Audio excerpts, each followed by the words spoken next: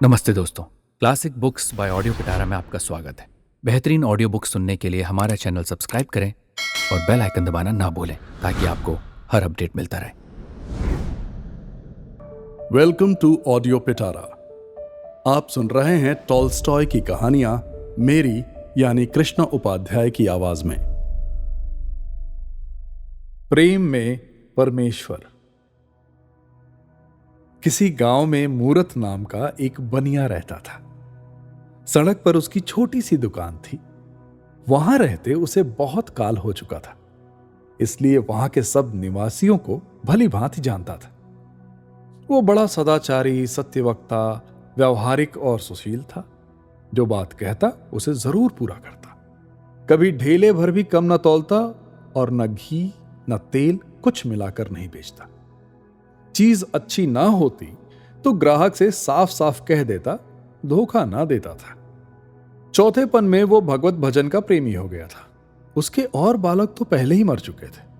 अंत में 3 साल का बालक छोड़कर उसकी स्त्री भी जाती रही।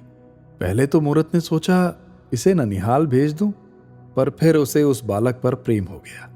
वो स्वयं उसका पालन करने लगा। उसके जीवन का आधार अब यही बालक था। इसी के लिए वो रात दिन काम किया करता था। लेकिन शायद संतान का सुख उसके भाग्य में लिखा ही ना था। पल पलाकर 20 वर्ष की अवस्था में ये बालक भी यमलोक को सिधार गया। अब मूरत के शोक की कोई सीमा ना थी। उसका विश्वास हिल गया। सदैव परमात्मा की निंदा कर वो कहा करता था कि परमेश्वर बड़ा निर्दयी और अन्यायी है। मारना बूढ़े को चाहिए था, मार डाला युवक को। यहां तक कि उसने ठाकुर के मंदिर में जाना भी छोड़ दिया। एक दिन उसका पुराना मित्र, जो 8 वर्ष से तीर्थ यात्रा को गया हुआ था, उससे मिलने आया। मूरत बोला, मित्र देखो, सर्वनाश हो गया। अब मेरा जीवन अकारत है। मैं नित्य परमात्मा से यही विनती करता हूं कि वो जल्दी मुझे इस मृत्यु लोक से उठा ले। मैं अब किस आशा पर जीऊं? मित्र, मूरत, ऐसा मत कहो। ईश्वर की इच्छा को हम नहीं जान सकते। वो जो करता है ठीक करता है। पुत्र का मर जाना और तुम्हारा जीते रहना विधाता के वश में है, और कोई इसमें क्या कर सकता है? तुम्हारे शोक का मूल कारण यह है कि तुम अपने सुख में सुख मानते हो, पराये सुख से सुखी नहीं होते। मूरत, तो मैं क्या करूं? मित्र, परमात्मा की निष्काम भक्ति करने से अंतःकरण शुद्ध हो जाता है। जब सब काम परमेश्वर को अर्पण करके जीवन व्यतीत करोगे तो तुम्हें परमानंद प्राप्त होगा।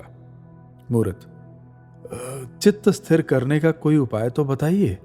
मित्र, गीता, भक्त मालादि ग्रंथों का श्रवण, पाठन, मनन किया करो। ये ग्रंथ धर्म, अर्थ, काम, मोक्ष चारों फलों को देने वाले हैं। इनको पढ़ना आरंभ कर दो, चित्त को बड़ी शांति प्राप्त होगी।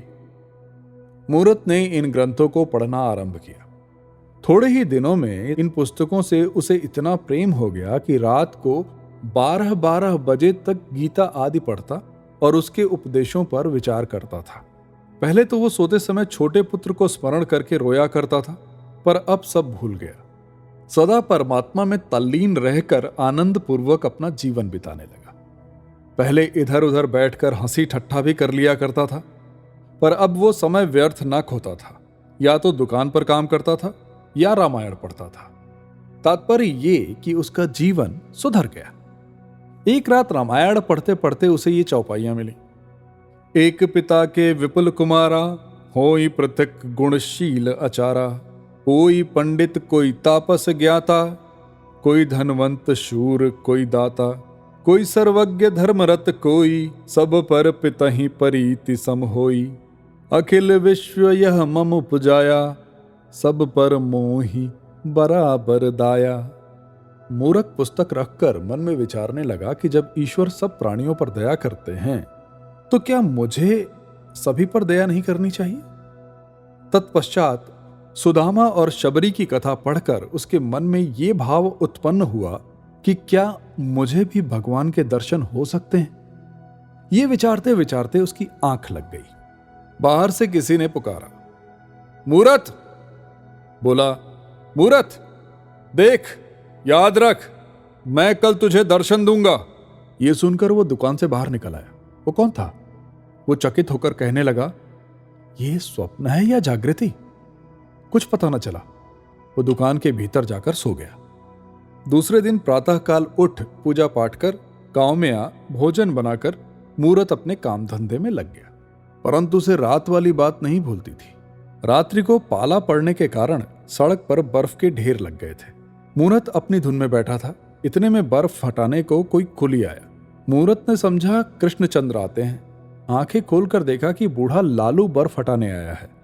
हंसकर कहने लगा, आवे बूढ़ा लालू और मैं समझूं कृष्ण भगवान, वाह हरी बुद्धि। लालू बर्फ हटाने लगा। बूढ़ा आदमी था, शीत के कारण बर्फ ना हटा सका। थक कर बैठ गया और शीत के मारे कांपने लगा। मूरत ने सोचा कि लालू को ठंड लग रही है, इसे आग तपा दो। मूरत, लालू भैया यहां आओ, तुम्हें ठंड सता रही है, हाथ सेक लो। लालू दुकान पर आकर धन्यवाद कर हाथ सेकने लगा। मूरत, भाई कोई चिंता मत करो, मैं बर्फ हटा देता हूं। तुम बूढ़े हो, ऐसा ना हो कि ठंड खा जाओ। लालू, तुम क्या किसी की बाट देख रहे थे? मूरत, क्या कहूं, कहते हुए लज्जा आती है। रात मैंने एक ऐसा स्वप्न देखा था कि उसे भूल ही नहीं सकता। भक्तमाल पढ़ते पढ़ते मेरी आंख लग गई। बाहर से किसी ने पुकारा, मूरत। मैं उठकर बैठ गया। फिर शब्द हुआ, मूरत मैं तुम्हें दर्शन दूंगा। बाहर जाके देखता हूं वहां कोई नहीं है। मैं भक्तमाल में सुदामा और शबरी के चरित्र पढ़कर ये जान चुका हूं कि भगवान ने प्रेमवश होकर किस प्रकार साधारण जीवों को दर्शन दिए हैं। वही अभ्यास बना हुआ है। बैठा कृष्णचंद्र की राह देख रहा था कि तुम आ गए। लालू, जब तुम्हें भगवान से प्रेम है तो अवश्य ही दर्शन होंगे। तुमने आग न दी होती तो मैं तो मर ही गया था। मूरत, वाह भाई लालू, ये बात भी क्या है। इस दुकान को अपना घर समझो। मैं सदैव तुम्हारी सेवा करने को तैयार हूं। लालू धन्यवाद करके चल दिया। उसके पीछे 2 सिपाही आए। उनके पीछे एक किसान आया, फिर एक रोटी वाला आया। सब अपनी अपनी राह चले गए। फिर एक स्त्री आई। वो फटे पुराने वस्त्र पहने हुए थी। उसकी गोद में एक बालक था। दोनों शीत के मारे कांप रहे थे। मूरत, माई बाहर ठंड में क्यों खड़ी हो? बालक को जाड़ा लग रहा है, भीतर आकर कपड़ा ओढ़ लो। स्त्री भीतर आई। मूरत ने उन्हें चूल्हे के पास बिठाया और बालक को मिठाई दी।